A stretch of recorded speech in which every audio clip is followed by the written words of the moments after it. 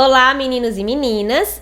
Iremos iniciar agora a nossa 16ª aula de programação web. O que nós aprendemos na nossa última aula? Nós vimos a respeito de campos fixos e, como vocês bem sabem, campo fixo é quando o usuário não pode alterar o conteúdo daquele campo. Vimos também a validação, em que podemos validar URLs, e-mails, e iniciamos as partes de um documento em HTML com o footer, header, nav e article. Vimos as definições deles e exemplos para que eles servem. Hoje iremos dar continuidade às partes de um documento HTML com o aside ou ascide, como preferirem. É utilizado para definir algum conteúdo que esteja relacionado ao conteúdo principal, mas que não é o foco do HTML. Normalmente, é exibido em uma coluna lateral em relação ao conteúdo principal. Então, como podemos observar bem aqui no código em HTML, aqui seria os posts relacionados a algum blog, certo? Que é realizado através desse elemento, o aside. Temos também o section. É utilizado para definir uma seção genérica de um documento. É o agrupamento de um conteúdo dentro de um tema e que, normalmente, as seções possuem cabeçalho e rodapé. Então, aqui nós temos o código em HTML deste elemento section. Então, o documento vai ser dividido em seções. E nós temos também o figure, que é utilizado para definir um conteúdo que é autossuficiente e tipicamente referenciado como uma unidade singular do fluxo principal do documento. Opcionalmente, o conteúdo pode possuir uma legenda. Então, para que esse elemento é utilizado? Ele é utilizado para definir ilustrações, diagramas, fotos, vídeos e até mesmo códigos-fonte em um documento HTML. Então, normalmente pode ser referenciado no conteúdo principal, mas podem ser removidos sem afetar o fluxo do documento. Nós temos também o Fig Caption, que deve ser filho de um elemento figure e define legenda do conteúdo do elemento py. Além disso, deve ser o primeiro ou último filho de um elemento figure.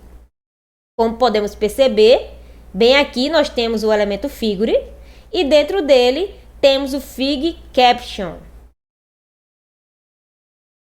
E aqui nós temos uma ilustração que representa todas essas partes de um documento HTML, certo? Se você observar, isso aqui seria uma página web, né? Com todas as partes envolvidas. Aqui seria o nav, header, article, section, figure, fig caption, aside. Ó.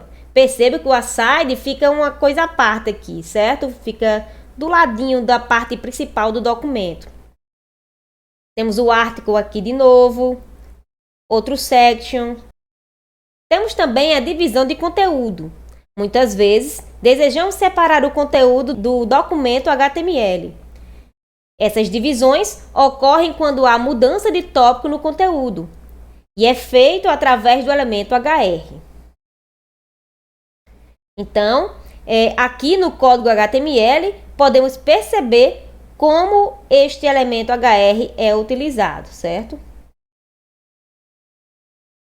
Mas também podemos agrupar elementos, e isso é feito através dos elementos div ou span, que o principal objetivo deles é aplicar formatações específicas para cada grupo. Isso facilita muito o trabalho do programador, porque eu posso colocar determinadas formatações para um grupo. Por exemplo, que formatação seria essa? Eu poderia colocar uma fonte específica para um determinado grupo, ou uma cor, específica também, certo? Então aqui eu trouxe para vocês os principais erros em HTML. E assim, disparado o campeão é não fechamento de tags.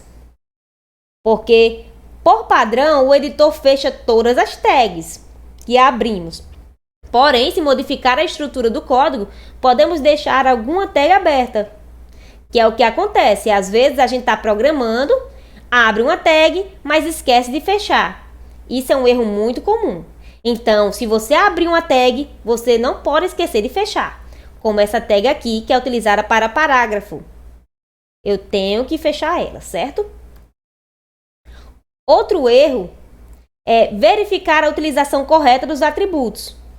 Porque, por padrão, são utilizados dentro da tag aberta e sempre com formato nome igual a valor.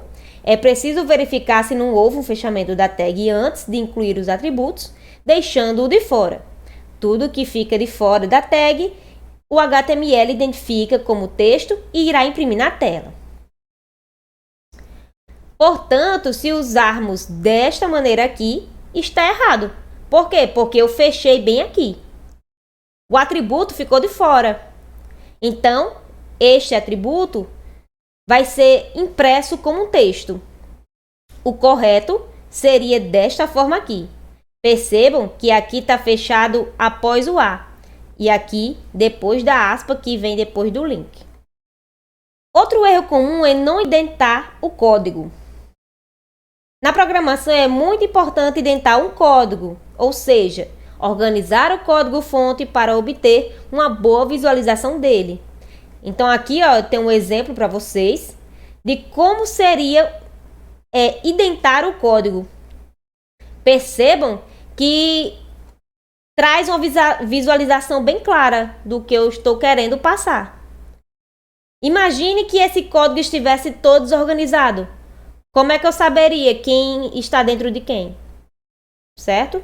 Então, por isso é muito importante deixar o código todo indentado, organizado, para que outra pessoa, quando for ver o seu código, possa perceber o que você quis passar naquele código.